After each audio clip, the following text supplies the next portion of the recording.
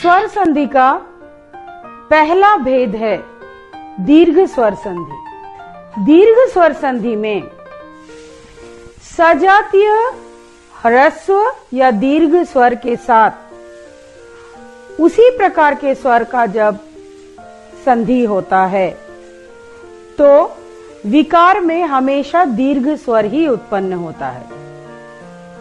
और आसान तरीकों में समझाती हूं, एक ही जैसे स्वर अगर दो शब्दों में हम जोड़ रहे हैं तो जब हम उसमें विकार देखते हैं तब वो हमेशा दीर्घ स्वर ही होता है।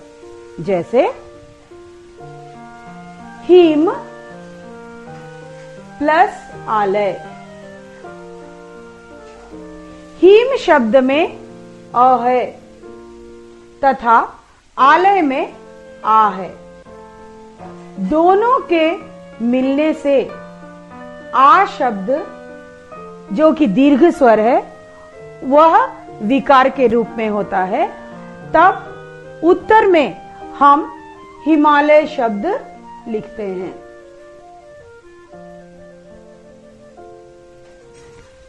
इस स्वर में जो सभी स्वर का विकार होता है उसके बारे में हम जानकारी प्राप्त करेंगे। पहला स्वर संधि है दीर्घ स्वर संधि। उसके बारे में जब हम जानकारी प्राप्त करेंगे, स्वजातीय स्वर यानी अ और आ में दोनों स्थिति में जब विकार होता है वो हमेशा दीर्घ ही होता है। यहां पर आप देख सकते हैं अ और आ।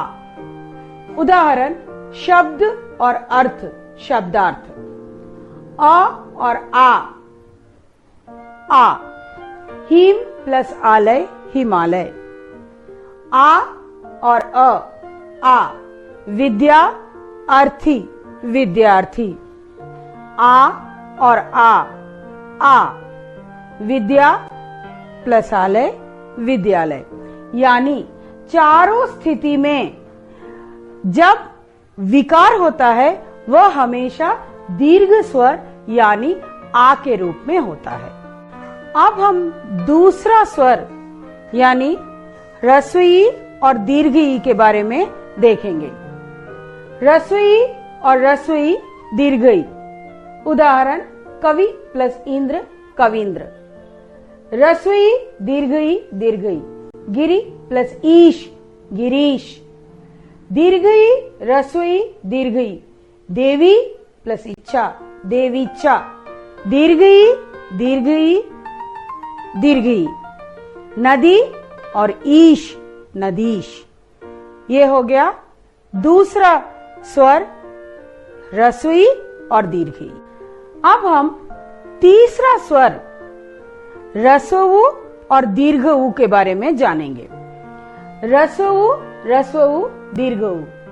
उदाहरण गुरु उपदेश गुरुपदेश।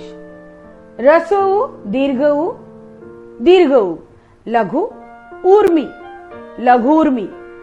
दीर्घ उ ह्रस्व उ दीर्घ उ वधू उत्सव वधूत्सव। दीर्घ उ दीर्घ उ भू ऊर्ध्व भूर्ध्व। ये ह्रस्व और दीर्घ उ से विकार दीर्घ उ के रूप में प्राप्त हुआ। ये है तीसरा और आखिरी स्वर। यानी दीर्घ स्वर संधि के इतने ही नियम हैं।